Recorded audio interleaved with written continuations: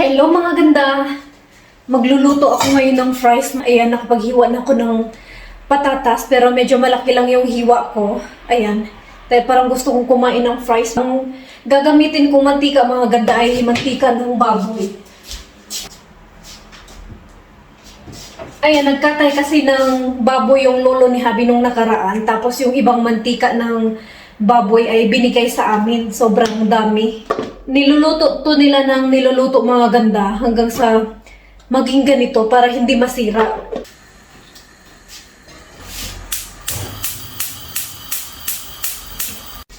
Dati mga ganda ang buhay probinsya ay mahirap. Ang naalala ko dati yung baon namin na ulam sa school ay toyo. Tapos minsan ay wala talaga mga ganda. Tapos naalala ko dati, isang beses lang naman yun. Wala rin kaming bigas noon. Tapos ang ginawa ni nanay, sinama ko na yung nanay manguha ng saging na hilaw. Tapos yun na lang yung niluto namin para panghapunan dahil dahil nga naubusan kami ng bigas, tapos yung ate ko ay magpapadala ng grocery kinabukasan pa. Di mahirap naman matulog mga ganda kapag gutom, kaya nagsaing na lang kami ng hilaw ng saging.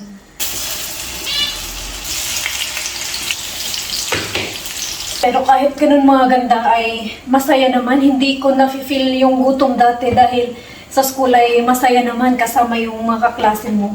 Kasi yung mga kaklase ko, yung ibang mga kaklase ko at pinsan ko ay ganun din naman mga ganda, walang ulam. Kaya sabay-sabay kami hindi kumakain.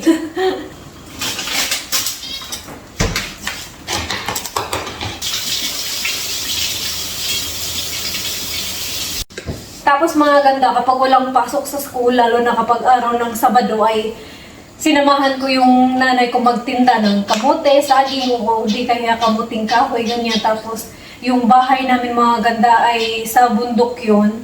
Tapos pababa pa ng bundok, malayo mga ganda, papuntang baryo. Tapos mga ganda, bubuhatin ko yung kamote o di kaya yung saging ng isang sako bag, yung medyo malaking sako bag. Ang bigat-bigat noon, tapos maliit pa ako noon. So lagi akong nagbubuhat mga ganda, buti na lang lumaki ako. Kapag nakabenta kami mga ganda, ay tuwang-tuwa naman kami at may pambili na kami ng ulam. Pero sobrang bigat mga ganda. Ilalagay mo yung sako ganyan, igaganyan mo. Tapos minsan naman ilalagay sa ulo mo, tapos feeling mo flat na yung ulo mo sa sobrang bigat na ang dinadala yung binubuhat kong kamote. Pagkatapos naman namin magtinda ng kamuting kahoy, yung mga kamuti ni nanay mga ganda, ay tinatanong ako na anong gusto ko. So tuwang-tuwa ako dahil pinapili ako na yung nanay. So ang pinipili ko mga ganda dati ay isang pirasong Jungle Bites at tuwang-tuwa na ako noon. O di kaya yung lumpia. Sobrang babaw ng kaligayahan ng mga bata dati mga ganda. Wait lang, baliktarin ko muna yung timerito kong patatas. Sabi nila, maswerte daw yung mga bata ngayon dahil medyo hindi na nila na-experience na yung mga magtrabaho sa bukid dahil puro na lang cellphone.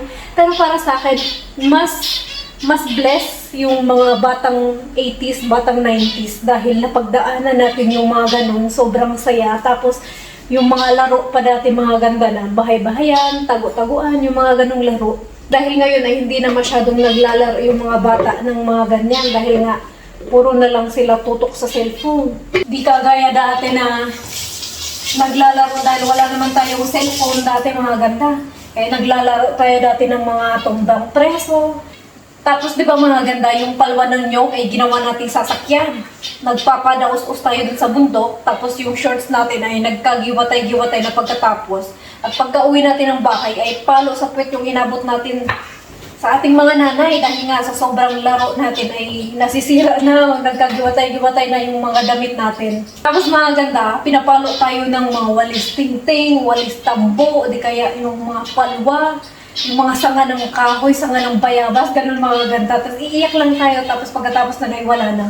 Pero mas gustuhin ko pa mga ganda na papaluin tayo ng walis tingting na yung marami, yung isang ganyan, yung isang bigkis na walis tingting, kaysa naman papaluin tayo ng walis tingting ng isang piraso, 2 piraso, 3 piraso, sobrang sakit nun mga ganda. Tapos ngayon, pag papaluin natin yung mga bata, ay wala na, patulfo ka agad. At ayun lamang mga ganda, magkwentuhan ulit tayo sa susunod. Thank you so much for watching. Bye! Ingat pala kayo palagi ha.